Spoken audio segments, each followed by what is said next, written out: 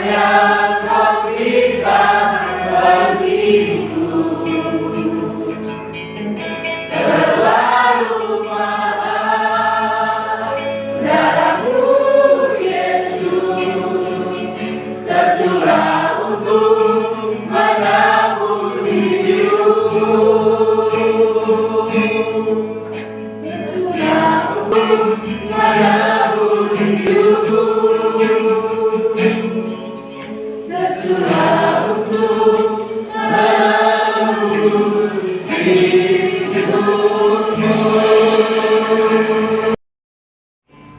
ini ketika kami berdiri di hadapan-Nya,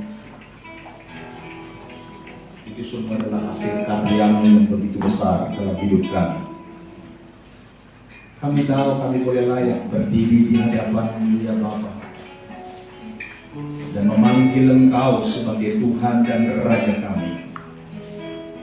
Itu karena karya-Mu, pengorbanan-Mu yang begitu besar dalam hidup kami. Engkau yang sudah melayakkan dan membenarkan setiap kami, sehingga setiap kami yang hadir pada pagi hari ini boleh disebut sebagai orang-orang yang berkenan, sehingga setiap kami boleh disebut sebagai warga kerajaan surga, warga daripada Bapa yang sudah menebus kami dengan darah anaknya yang tunggal. Terima kasih Bapa, kami bersyukur kepada-Nya. Pagi hari ini kami merendahkan hati kami untuk mendengarkan firman. Berfirmanlah kepada kami siap untuk mendengarkannya. Roh Kudus memberkati dan mengurapi kami semua, memberkati hamba-Mu, sehingga hamba boleh menyampaikan apa menjadi isi hati dan pikiran Tuhan dengan sederhana yang berkaitan dengan hari kami memperingati kematian 2000 tahun yang lalu. Berkati kami semua. Di dalam dan demi nama Yesus kami berdoa dan kami sambut firman Tuhan. Haleluya. Amin. Shalom. Puji Tuhan. Selamat pagi buat kita semua dan selamat Paskah.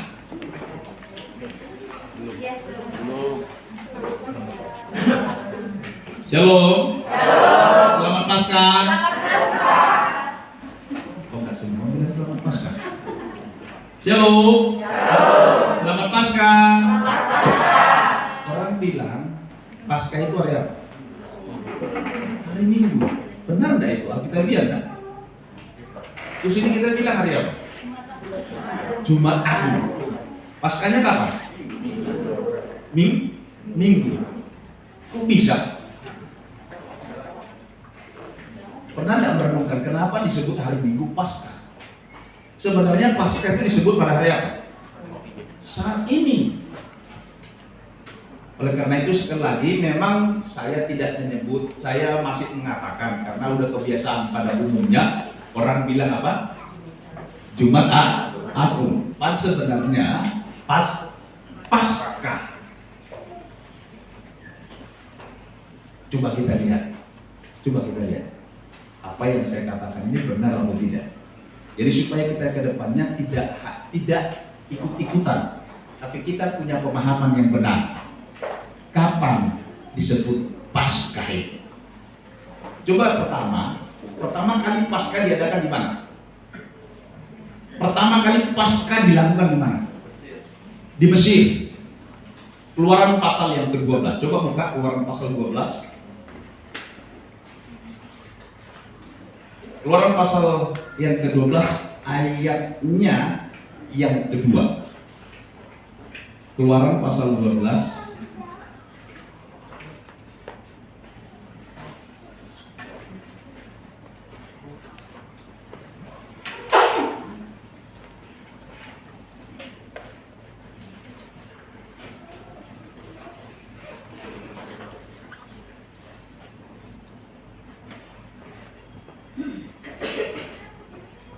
bulan inilah akan menjadi permulaan segala bulan bagimu.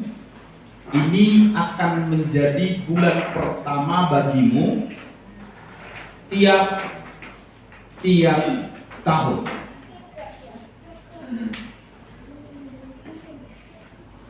Saudara yang terkasih di dalam Tuhan, perhatikan ini. Bulan ini akan menjadi permulaan segala bulan.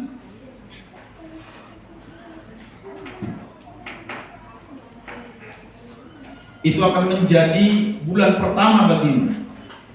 Katakanlah kepada segenap jemaah Israel, pada tanggal 10 bulan ini diambillah oleh masing-masing seekor anak domba menurut kaum keluarga, seekor domba untuk tiap-tiap rumah tangga. Tetapi jika rumah tangga itu terlalu kecil jumlahnya untuk mengambil seekor anak domba, maka ia bersama-sama dengan tetangganya yang terdekat di rumah sulam mengambil seekor menurut jumlah jiwa tentang anak domba itu. Kamu buatlah perkiraan menurut keperluan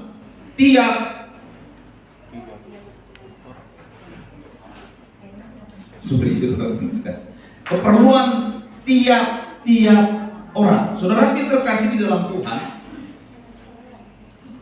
Paskah artinya adalah Tuhan melewati. Dan ini dilakukan ya ketika Tuhan hendak melakukan tulayang ke-10, yaitu di mana seluruh anak sulung mulai dari binatang sampai manusia akan mati. Dan Tuhan bilang kayak gini kepada bangsa Israel, supaya mereka mengambil seekor anak domba yang disebut sebagai anak domba Paskah yang akan dipotong dan disembelih, dan darahnya diambil dan dibubuhkan di mana? Dibubuhkan di tiang pintu orang-orang Israel. Sehingga ketika Tuhan melewati, perhatikan, sehingga ketika Tuhan melewati tanah itu dan ketika Tuhan melihat darah itu, apa yang terjadi? Tuhan melalui rumah-rumah orang Israel yang ada tandanya. Dan setiap orang yang tinggal di dalam rumah itu, siapapun, perhatikan, siapapun orang yang tinggal di dalam rumah itu, termasuk kalaupun misalkan dia bukan orang Israel, sekalipun saudara terkasih, karena dia tinggal di dalam rumah yang ada tanda darahnya, apa yang terjadi? Maka orang yang ada di dalam rumah itu selamat. Saudara yang terkasih di dalam Tuhan, Paskah jadi kapan terjadi? Paskah atau disebut Paskah adalah ketika malam itu bangsa Israel mengambil seekor anak domba jantan tanpa cacat celah, dipotong dan disembelih, darahnya diambil dan dibubuhkan, dagingnya dibakar, dan mereka makan buru-buru tanpa ada yang tersisa. Saudara terkasih, disitulah disebut Paskah. Jadi Paskah itu bukan, perhatikan, Paskah bukan setelah bangsa Israel selamat, atau Paskah bukan ketika bangsa Israel keluar dari tanah Mesir. Tapi Paskah terjadi ketika apa? Ketika pada malam hari mereka mengambil anak kambing domba jantan itu dan mereka korbankan. Disitulah yang disebut dengan Paskah. Bangsa Israel, perhatikan, bangsa Israel pada saat itu belum diselamatkan, belum keluar dari tanah Mesir. Coba kita lihat di dalam perjanjian barunya, di dalam kitab Injil, kitab Injil Lukas pasalnya yang ke-22. Kitab Injil Lukas pasal yang ke-22.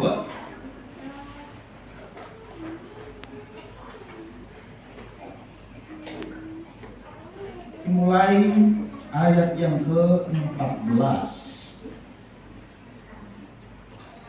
Dimulai dari ayat 14. Ketika tiba saatnya Yesus duduk makan bersama dengan rasul-rasulnya. Terus katanya kepada mereka, aku sangat rindu makan Paskah ini bersama-sama dengan kamu sebelum aku menderita. Ketika saudara terkasih, kapan Yesus makan? Saudara terkasih melakukan Paskah? Ayat selanjutnya perhatikan. Sebab aku berkata kepadamu, aku tidak akan memakan lagi sampai ia memperoleh kegenapannya dalam kerajaan Allah. Terus kemudian ia mengambil sebuah cawan, mengucap syukur lalu berkata, ambillah ini dan bagikanlah di antara kamu. Sebab aku berkata kepada kamu, mulai dari sekarang ini aku tidak meminum lagi hasil pokok anggur sampai kerajaan Allah telah datang. Lalu ia mengambil roti, mengucap syukur, memecah-mecahkan dan berkata kepada mereka, katanya, inilah tubuhku yang diserahkan bagi kamu, perbuatlah ini menjadi peringatan akan aku. 20. Demikian juga dibuatnya dengan cawan, semakan ia berkata, cawan ini adalah perjanjian baru oleh darahku yang ditumpahkan bagikan. Cukup. Jadi saudara yang terkasih di dalam Tuhan, perhatikan di sini. Perhatikan di sini. Pasca itu terjadi. Perhatikan. Pasca itu terjadi sebelum hari kebangkitan. Pasca terjadi di dalam Keluaran pasal 12.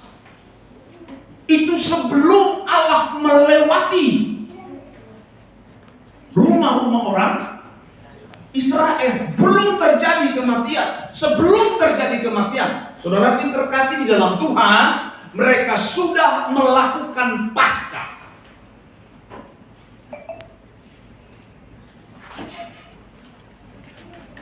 Jadi saudara yang terkasih di dalam Tuhan, pasca itu berarti itu bicara tentang apa? Bicara tentang pengorbanan. Pengorbanan siapa? Pengorbanan siapa? Pengorbanan anak domba Paskah. Anak domba Paskah inilah yang menjadi pengganti sempurna. Perhatikan, anak domba Paskah itu menjadi pengganti sempurna saudara dan saya. Seharusnya bangsa Israel lah yang juga turut mati dan binasa. Tapi oleh karena ada yang menggantikan mereka mati dengan mencurahkan darahnya, sehingga bangsa Israel yang ada tanda merahnya, ada tanda darahnya, mereka tidak mengalami kematian. Tetapi di tempat atau di rumah orang Mesir yang tidak ada tanda darahnya, tidak ada darah domba Paskah, saudara yang terkasih, mulai binatangnya yang sulung sampai anak rajanya, apa saudaraku? Mati dan meninggal. Di dalam perjanjian baru, Yesus menjadi pengganti yang sempurna buat saudara dan saya. Yohanes pasal 1 ayat yang ke-29 dikatakan di sana demikian. Pada keesokan harinya Yohanes melihat Yesus datang kepadanya, dan dia berkata, lihatlah anak domba Allah yang menghapus dosa dunia. Saudara yang terkasih di dalam Tuhan, jelas memberitahukan kepada kita, Yesus menjadi pengganti yang sempurna buat saudara dan saya dengan cara mati di kayu salib. Dan darahnya tercurah, tertumpah dan jatuh ke tanah ini. Saudara yang terkasih di dalam Tuhan, Yesus menjadi pengganti atau korban yang sempurna buat saudara dan saya, sehingga setiap saudara dan saya tidak lagi harus mengalami kematian, tapi saudara memperoleh hidup yang kekal. Amin. Saya mau bilang begini, saudara terkasih, jika Yesus tidak mati di kayu salib, maka saudara dan saya tetap berada di dalam kematian. Tapi karena Yesus mau mati menggantikan saudara dan saya, oleh karena begitu kasihnya yang begitu besar buat saudara dan saya, sehingga setiap saudara dan saya yang percaya kepadanya tidak lagi perlu mengalami kematian yang kekal. Saya mau bilang gini, kematian jasmani itu adalah jembatan emas buat saudara untuk memulai kehidupan yang kekal bersama dengan Tuhan. Haleluya. Sehingga saya mau katakan kepada saudara, bagi kita orang yang percaya di dalam Yesus Kristus, kematian bukanlah akhir segala-galanya, tapi kematian adalah awal kita memulai kehidupan yang baru bersama dengan Tuhan. Bilang samping kiri, samping kanan, pastikan dirimu berada di surga kalau kau besok mati.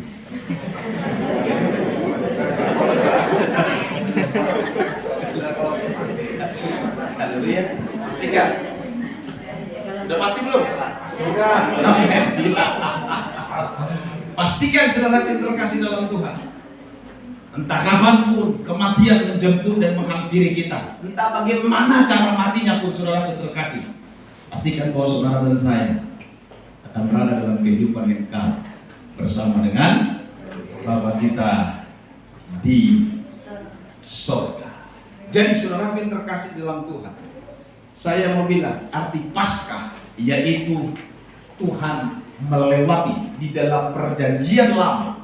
Arti Paskah adalah perayaan pembebasan orang Israel dari perbudakan tanah Mesir. Itu pengertian dalam perjanjian lama.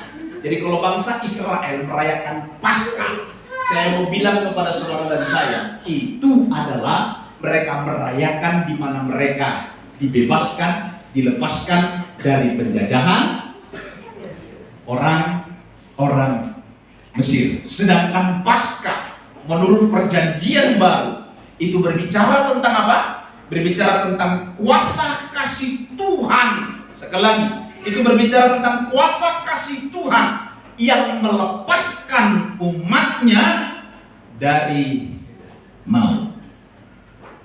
Karena itu dalam Yohanes pasal 3:16, karena begitu besar kasih Allah akan dunia ini sehingga Dia telah mengaruniakan anaknya yang tunggal, supaya setiap orang yang percaya kepadanya tidak binasa, melainkan beroleh hidup yang kekal. Jadi kalau saudara dan saya merayakan Paskah di setiap hari perayaan kematian Tuhan Yesus, yang bukan mati di hari Jumat, sebenarnya Dia mati di hari Rabu malam. Baru bisa dihitung 3 hari 3 malam. Tapi karena sudah terbiasa kita di Jumat Agung, kalau dihitung saudara tertib, itu tidak ada 3 hari 3 malam. Tuhan Yesus sendiri yang bilang, aku akan berada di bumi selama berapa hari? 3 hari 3 malam. Kalau saudara hitung hari Jumat Tuhan Yesus mati sore, saudara terkasih,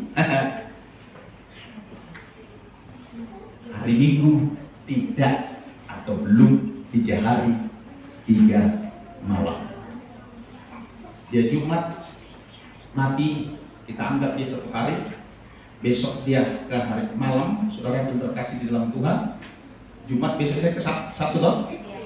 Berarti masih 1 hari 1 malam. Terus saudara yang terkasih dalam Tuhan, harinya, hari Sabtunya kita anggap dia udah 2 hari tadi ya. 2 hari.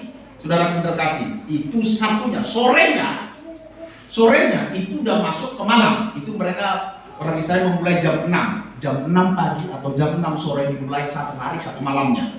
Jadi Sabtu sore udah masuk ke malam. Berarti 2 malam. Kan Yesus tidak tahu jam berapa dia sudah bangkit. Iya Pak ya? Tidak ada. Tapi subuh-subuh dikatakan ketika para wanita, ibu-ibu datang ke kuburan untuk ingin membina, mereka melihat bahwa kubur Yesus sudah kosong. Tidak diberitahu di jam berapa. Tapi sudah jelas kalau kita hitung dia baru 1 malam. Berarti saudaraku, Yesus baru 2 hari 2 malam. Tidak 3 hari 3 malam. Tetapi beberapa tahun yang lalu saya sudah jelaskan ini. Saya kembali hanya mengingatkan saja. Sebenarnya Yesus tidak mati di Jumat Agung yang seperti sudah biasa kita rayakan atau kita agung-agungkan, saudara terkasih dalam Tuhan. Tetapi saya mau bilang begini, saudara terkasih, Paskah bagi kita di dalam perjanjian baru itu berbicara tentang kasih, kuasa kasih Tuhan yang begitu besar, membebaskan atau melepaskan kita dari maut. Pelajaran apa yang dapat kita tarik melalui perayaan Paskah ini? Supaya setiap kita sebagai orang percaya kita mengerti kenapa kita perlu merayakan Paskah. Kita memperingati Paskah. Saya mau bilang begini, ada 2 hal yang sebenarnya sama saja dalam perjanjian lama dan perjanjian baru. Saya ambil yang pertama dalam perjanjian yang lama. Perhatikan saudara, Paskah, hari raya Paskah itu menjadi permulaan. Perhatikan, itu menjadi permulaan bulan bagi orang Israel. Jadi mereka mulainya, Januarinya mereka, saudara terkasih, itu kalau kita kan setiap tahun dimulai bulan pertama apa? Januari. Nah mereka bukan Januari, tapi mereka memulai bulannya bagi mereka itu di bulan 3 atau di bulan April. Sekarang ini Paskah bagi mereka, ini per bulan awalnya disebut dengan bulan apa? Bulan Nisan, yang dimana pada saat ini itu berbicara tentang bulan musim semi, di musim seminya. Jadi saudara yang terkasih di dalam Tuhan, kalau kita berbicara tentang Paskah, itu berbicara tentang apa saudaraku? Berbicara tentang permulaan. Katakan permulaan. Katakan permulaan. Di bangsa Israel di dalam perjanjian lama, kalau bicara tentang Paskah, itu berarti berbicara tentang permulaan bulan di dalam setiap tahun mereka. Nah, di dalam perjanjian baru, Paskah itu berbicara apa buat kita? Paskah di dalam perjanjian baru itu berbicara adalah permulaan dari cara hidup kita yang baru. Jadi kalau kita berbicara tentang Paskah atau merayakan perayaan hari Paskah, itu berbicara tentang apa saudaraku? Mengingat saudara ketika saudara sudah mengalami kelahiran baru, yang arti saudara menerima Yesus sebagai Tuhan dan Juru Selamat, disitulah permulaan kehidupan baru saudara dan saya. Jadi kalau kita bicara tentang perayaan hari Paskah, itu berbicara tentang permulaan hidup kita yang baru. 2 Korintus pasal 5 ayat yang ke-17.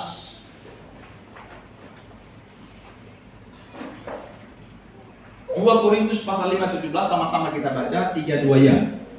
Jadi siapa yang ada di dalam Kristus, dia adalah ciptaan baru. Yang lama sudah berlalu, sesungguhnya yang baru sudah datang. Jadi kalau kita berbicara tentang perayaan Paskah, itu kita berbicara tentang mulainya sebuah kehidupan baru bersama-sama dengan Kristus.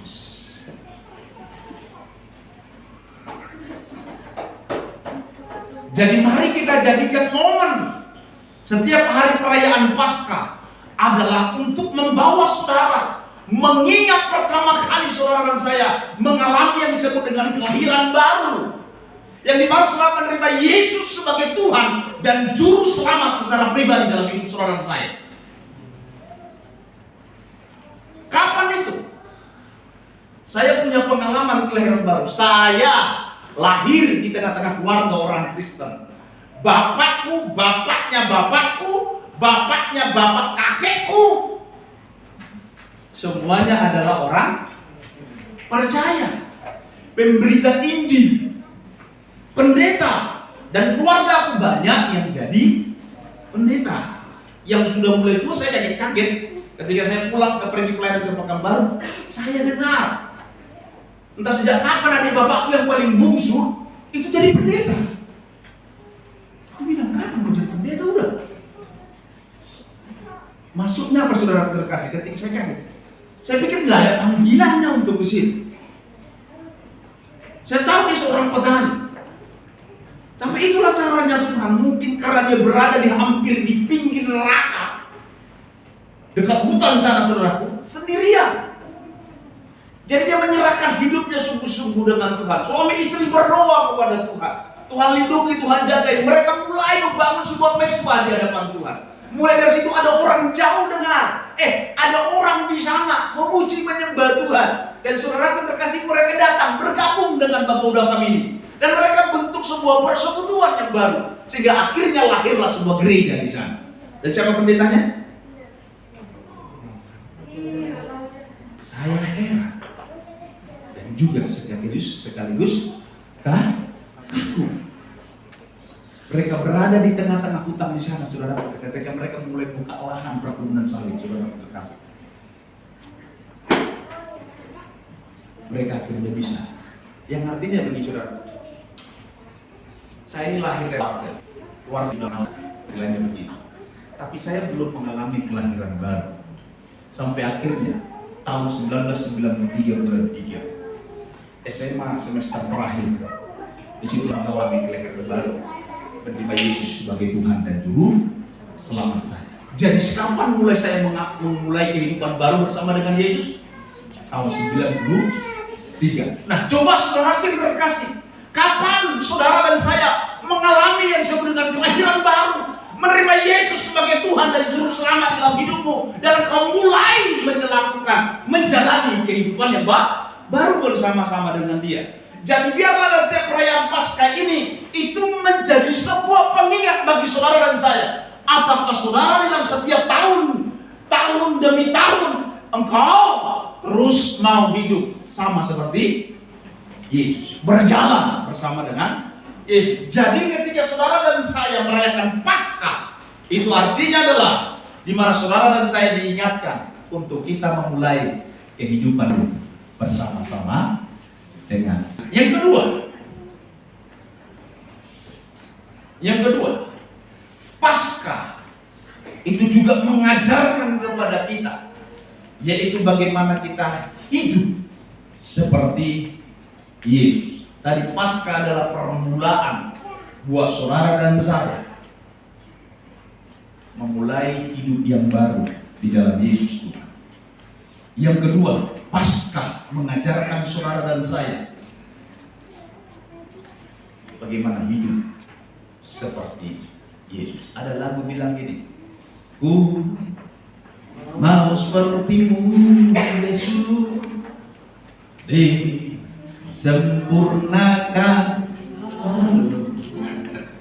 dalam setiap jalanku, memuliakan namamu. Saudara kita terkasih dalam Tuhan, ini sedikit saya ulang. Di dalam Yesus ada jaminan, kita mati pasti masuk surga. Tapi saya mau katakan begini, ketika saudara nanti sampai di surga, mungkin saudara menganggap surga itu menjadi neraka. Saudara sendiri yang meninggalkan surga, bukan Tuhan yang tolak, tapi kita sendiri. Kenapa? Karena ku tidak seperti Yesus berada di dalam surga. Maksudnya apa itu? Saya minggu lalu bilang begini, kenapa rumah tangga? Tentunya ketika berumah tangga, kita kepingin rumah tangga itu surga kan? Kita bayang pasti yang indah-indah, benar? Tapi dalam perjalanan waktu, kenapa rumah tangga itu yang surga harusnya itu berubah menjadi neraka? Oleh karena itu tidak sedikit akhirnya pasangan suami istri bisa apa? Kira-kira kenapa? Pan surga berubah jadi neraka. Kenapa bisa surga berubah jadi neraka? Karena kita tidak cocok lagi dengan siapa? Dengan pasangan, tidak sesuai. Kita bilang gini, pasangan kita tidak sesuai dengan selera kita. Pasangan kita tidak sesuai lagi cara hidupnya dengan kita. Akhirnya Pak Saudara terkasih, rumah tangga yang harusnya surga itu menjadi apa?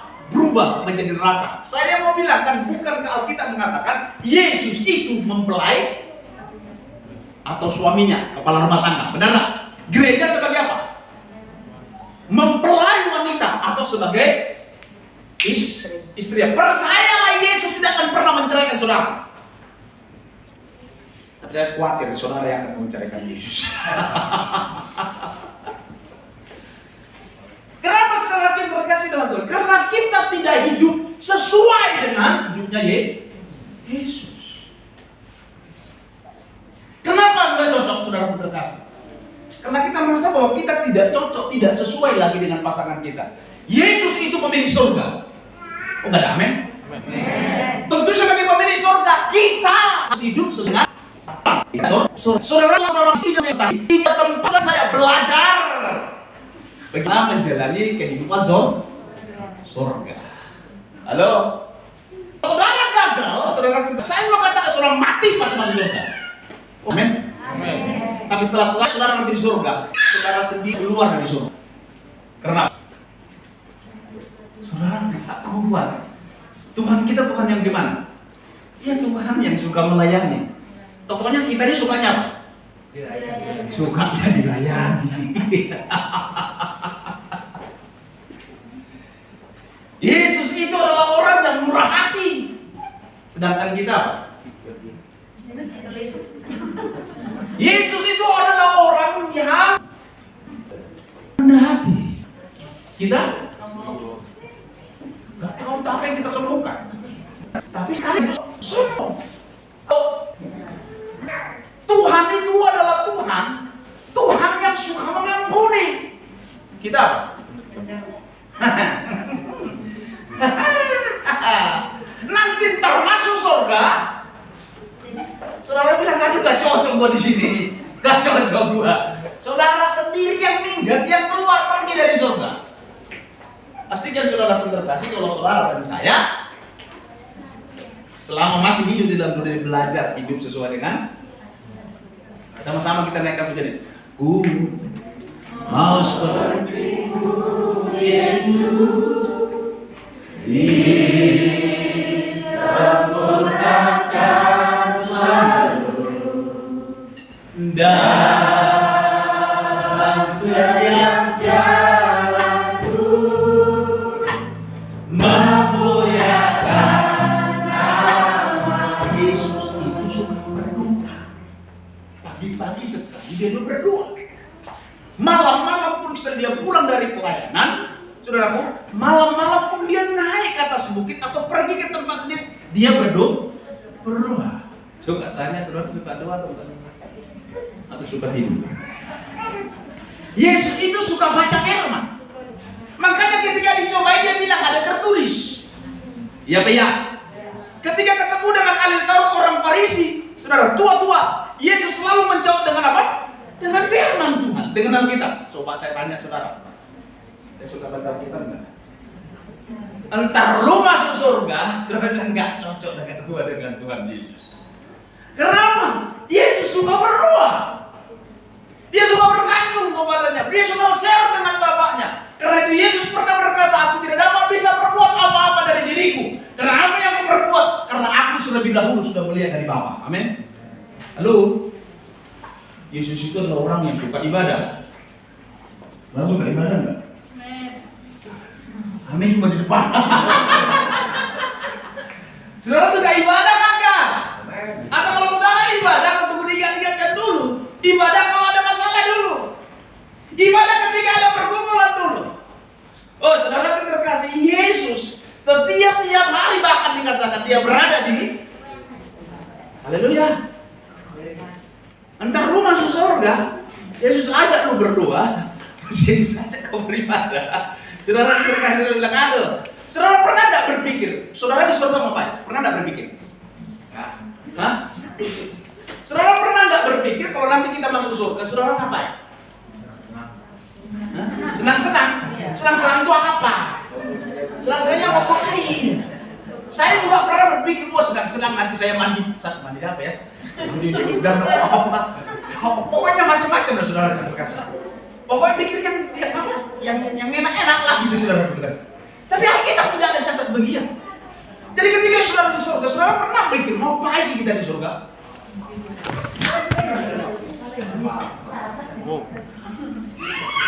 Halo, pernah nggak? Pak Ero pernah? Berpikir di surga apa? Hah? Yang cuma kita pikir penting mati masuk surga, kan begitu tak? Saudara terkasih, siapa pemimpin surga? Yesus. Yesus itu siapa? Yesus mempelai. Dia kepala, dia pemimpin, dia suami. Daripada siapa? Daripada gereja, daripada saudara dan saya. Dan oleh karena itu tentunya kita harus hidup sesuai dengan. Jadi saudara mau tahu bagaimana kehidupan surga? Belajar tentang kehidupan Yesus. Haleluya. Coba lihat samping kiri, samping kanan. Penghuni surga enggak? Benar jadi penghuni surga enggak? Nah, saudara kita terkasih dalam Tuhan. Perhatikan ini. Perhatikan. Apa yang diajarkan Yesus buat kita? Apa yang diajarkan? Kehidupan apa yang diajarkan Tuhan Yesus kepada kita? Coba buka dulu Matius pasal 20 ayat 28. Matius pasal 20 ayat 28. Sama seperti anak manusia datang bukan untuk dilayani, melainkan apa? Untuk melayani dan untuk memberikan nyawanya menjadi tebusan bagi orang banyak. Tahu nggak artinya apa nih, saudara? Yesus telah mengajarkan sesuatu buat saudara dan saya. Dia Tuhan pencipta langit bumi beserta segala isinya. Dia datang ke dalam dunia bukan untuk dilayani, tapi datang untuk apa? Datang untuk melayani. Bahkan dia sampai memberikan nyawanya menjadi tebusan bagi setiap orang baik. Jadi saudara ngerti enggak? Saudara ngerti enggak sebenarnya kehidupan apa yang ada di surga? Kehidupan di surga adalah kehidupan yang suka berbagi buat orang lain. Kehidupan di surga, saudara, adalah kehidupan yang dimana setiap saudara saya bisa saling melayani satu sama lain. Saudara dengan memberikan senyum saja kepada orang lain, saudara sudah mengekspresikan perhatian saudara kepada orang lain. Saudara bisa menyapa juga, "Shalom, gimana kabarnya? Ih, Shalom, bajumu bagus ya. Ih, kamu bagus loh. Halo? Siapa di sini orang yang nggak senang dipuji? Tolong angkat tangan. Yang senang dipuji, tolong angkat kaki. Saudara terkasih, semua kita pasti senang. Oleh itu mari coba kita belajar. Oleh karena itu ketika Wanti tadi datang, saya kaget. Jam 7 kurang Wanti, saya siapa bikin tadi jam udah pakai apa? Style. Udah bagus. Bu Wanti tolong berdiri dulu sama anaknya. Ini sudah lama, ini barang lama, stok baru. Anaknya tegar. Ini jemaat kita yang lama ini, saudaraku. Yang ada di mana? Bu? Di Kresno, saudara terkasih. Silakan dulu. Langsung saya dulu senang sekali saya dulu awet muda, ya kan anak udah tambah yang paling kecil ini emang gitu kan? Si Tegar loh. Dulu masih kecil imut sekarang udah gagah tampan gak. Saudara terkasih, ayo kita foto yuk. Aku bilang. Foto kita terus aku share di grup. Saya bangga untuk menceritakannya. Amin. Ayo mari saudara terkasih dalam Tuhan. Tuhan mengajarkan sebuah kehidupan buat kita, yaitu kehidupan yang suka melayani. Amin. Bukan sibuk untuk mau dilayani. Mari saudara terkasih, kita belajar untuk menaruh perhatian, menegur, menyapa, menyampaikan salam terlebih dahulu. Tidak salah kan? Tanya, gimana, kapan, bagaimana, siapa? Saya selalu tanya begitu, Pak Utamarat kemana? Oh gini Pak. Ci ini kemana Bapak? Oh Bapak lagi pergi ke kandang tadi katanya gitu. Karena ada yang dikerjakan dan lain sebagainya. Ayo kita saling memperhatikan, amin. Nah saudara terkasih, ini kehidupan yang Tuhan berikan kepada kita. Coba kita lihat satu lagi ayatnya. Di dalam Kolose pasal Filipi pasal 2 ayat 5 sampai 8. Filipi pasal 2 ayat 5 dimulai. Hendaklah kamu dalam hidupmu bersama menaruh pikiran dan perasaan yang terdapat juga dalam Kristus Yesus. Yang walaupun dalam rupa Allah tidak menganggap sama dengan Allah itu sebagai milik yang harus dipertahankan. Sebelum saudara terkasih, apa yang membuat kita sulit untuk melayani? Yohanes kamu sini, ampun, aku sangka kau siapa tadi? Begitu besar kalau di situ orang memberikan perhatian. Atau Yesus Yohanes ya, mana istri? Nggak ikut Pak. Nggak ikut ya? Kenapa? Nunggu ibu di rumah. Oh nunggu ibu. Ibu juga jalan-jalan masalahnya ya? Harus gagal. Di situ nanti kita ketemu lagi ya.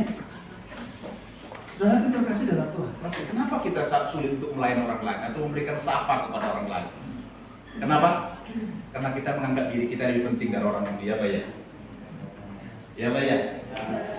Karena kita menganggap diri kita lebih penting, sehingga kita sangat sulit untuk bisa melayani orang lain, menyapa orang lain, menegur orang lain, apalagi memuji orang lain. Kalau kita merasa bahwa diri kita lebih cakep, lebih ganteng, lebih cantik, terus ada lihat orang terus kita biasanya sangat sulit untuk apa? Untuk kenapa memuji dia? Karena kita merasa bahwa diri lebih dari orang itu. Saudara, setiap kita belajar seperti Yesus yang pun dalam rumah tidak setara dengan itu sendiri harus dipertahankan. Selanjutnya, melainkan telah mengosongkan dirinya dan mengambil rupa seorang hamba dan menjadi sama dengan manusia. Yang membuat Yesus bisa menjadi sama seperti manusia karena dia merasa dirinya tidak jauh lebih penting dari saudara dan saya, karena itu dia sama seperti kita. Amin. Dan yang terakhir, perhatikan Dan kalian manusia merendahkan diri dan taat sampai mati, bahkan sampai mati di kayu. Jelas, saudara terkasih? Yesus memberikan contoh dan teladan bagi saudara dan saya. Bagaimana kita hidup sebagai orang percaya. Dalam Paskah ini menjadi momen yang terbaik buat saudara dan saya untuk belajar menghidupi hidup yang seperti dilakukan oleh Tuhan Yesus. Mudah? Tidak mudah kalau saudara tidak mau mengosongkan dirimu dan menganggap dirimu setara dengan orang lain. Kalau kau sudah menganggap dirimu lebih hebat, lebih pintar, lebih cantik, lebih gagah, lebih ganteng daripada yang lain, saya mau katakan kepada saudara, sangat sulit untuk kita bisa melayani atau sangat sulit kita bisa hidup sama seperti Yesus. Ketahuilah, ketika kita pulang ke surga, saya mau katakan, gaya hidup yang harus kita lakukan adalah gaya hidup yang melayani. Mari kita saling melayani.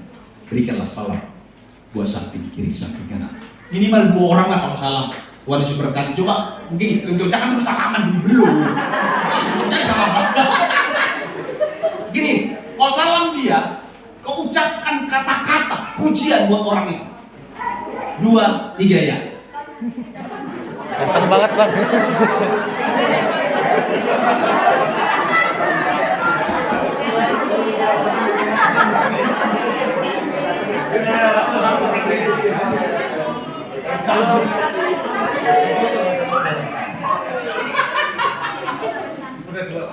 Udah 2? Oh, 2 ya? Nanti habis ini lebih. Jangan pulang langsung cari tempat tengah. Saling menyapa lah kita, saling tegur lah kita. Ada men? Puji Tuhan itu masih ada kopi. Ada juga lontong sayur nanti. Saudara bisa dinikmati di situ. Sambil kita ngomong-ngomong. Jangan ajak ngomong, ya sudah biasa. Kau ajak ngomong. Amin. Si Cynthia, jangan aja Ibu Roma ngomong nih, yang lain. Oke ya. Jadi saudara terkasih dalam Tuhan, Paskah ini mengajarkan saudara dan saya bahwa Paskah adalah bicara tentang kasih Tuhan yang menyelamatkan saudara dan saya, melepaskan kita dari maut, dari kehidupan kita yang lama. Paskah ini juga adalah merupakan sebuah momen buat saudara dan saya memulai kehidupan yang baru bersama-sama dengan Kristus. Dan Paskah ini juga mengajak dan mengingatkan saudara dan saya bahwa satu saat kelak ketika kau kembali ke surga, kita harus memiliki gaya hidup yang dimiliki oleh Tuhan sang pemilik surga. Bagaimana gaya hidupnya? Adalah gaya hidup yang melayani, gaya hidup yang punya hati yang rendah dan juga orang yang lemah lembut. Mari kita belajar untuk itu. Biarlah saudara terkasih melalui Paskah ini mengingatkan kita kembali bahwa saudara dan saya adalah warga kerajaan surga yang masih hidup sementara di muka bumi ini, belajar dan meneladani kehidupan Yesus. Tuhan Yesus memberkati kita. Berikan tepuk tangan yang paling